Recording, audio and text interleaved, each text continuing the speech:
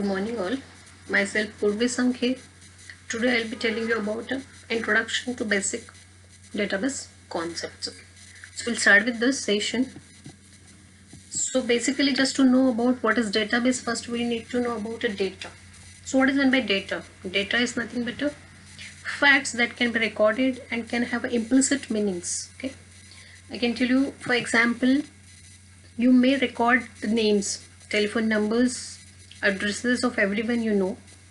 Either you will be doing this using an address book or you will be storing it on some hard drive and accessing it using some kind of applications such as MS Access or the Excel. Okay.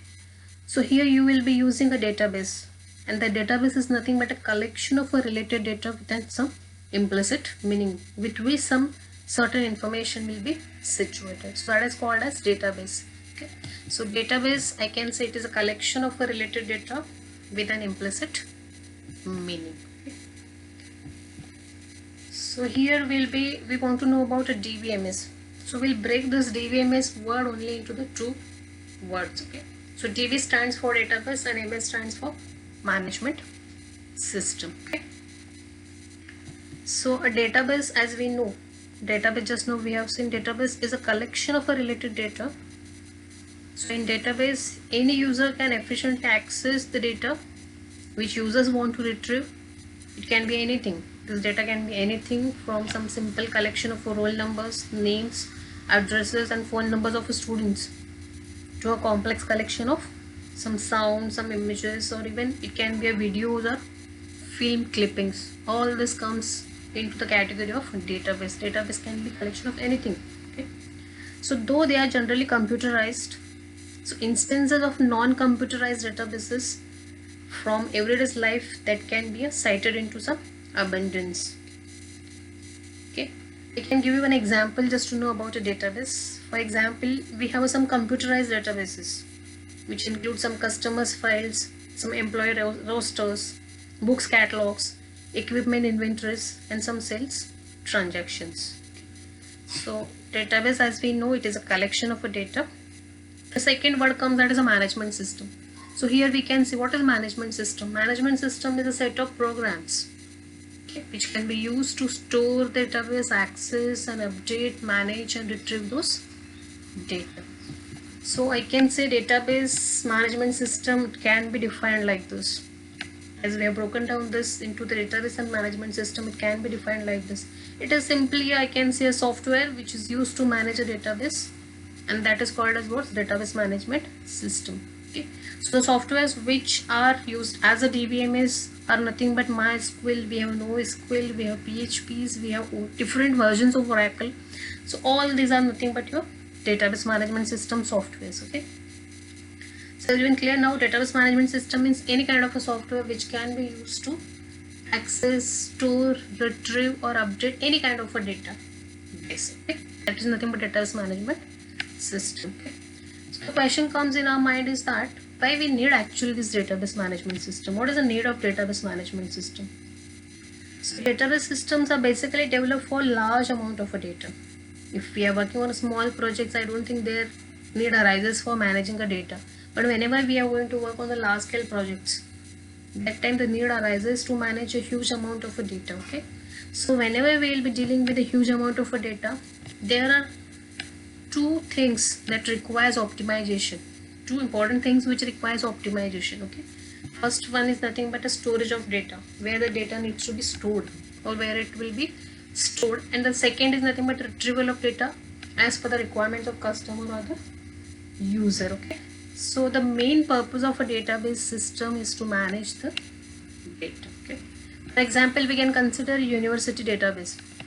Suppose we have a university that keeps the data of students, teachers, courses, books, etc. Okay.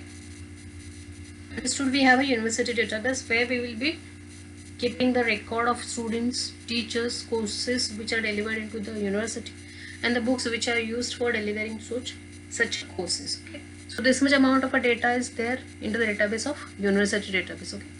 So to manage this data, we need to store this data somewhere, right, where we can add some new data, we can delete unused data, we can update outdated data, as well as we can retrieve a data which is according to our requirement.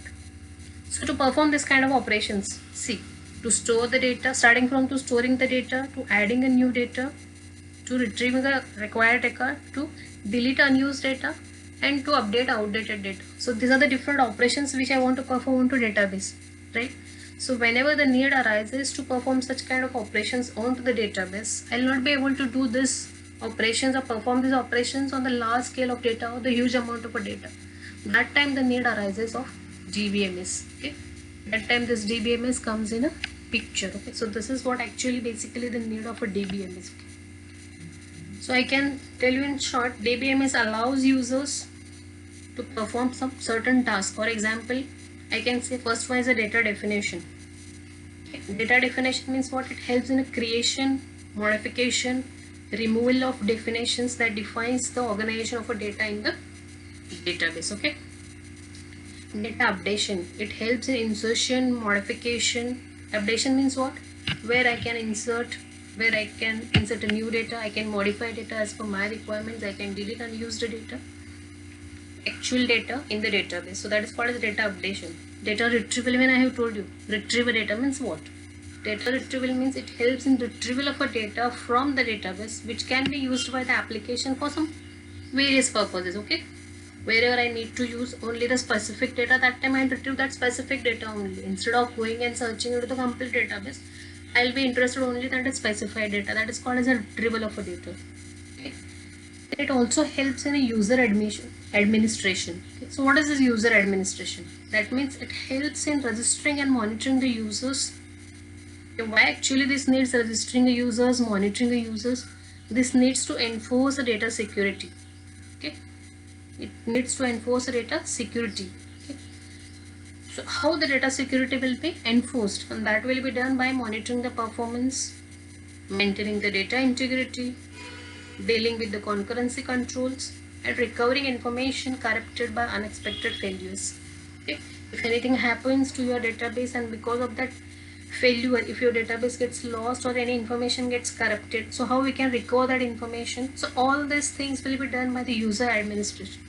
Getting my point? Starting from the registrations of the users, monitoring the users, enforcing the data security, thereby monitoring the performance, maintaining the integrity of a data, dealing with the concurrency controls, and recovering information which may be corrupted because of any unexpected failure. So these are the different operations which are performed under the DBMS, and that is why actually we need the DBMS. That is why the DBMS comes in a picture. Okay, so this is the need. Before DBMS we used to use this file system.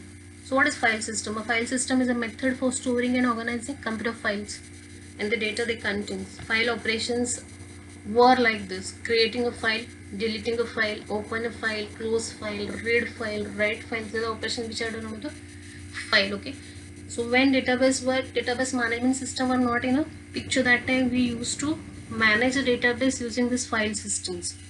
But there are various disadvantages, I can say, which are situated or which are with the file systems. Okay, so what are the drawbacks of these file systems and how those drawbacks are eliminated by using a DBMS, or what are the advantages of DBMS over file system, that we'll see into our next video. Thank you all of you.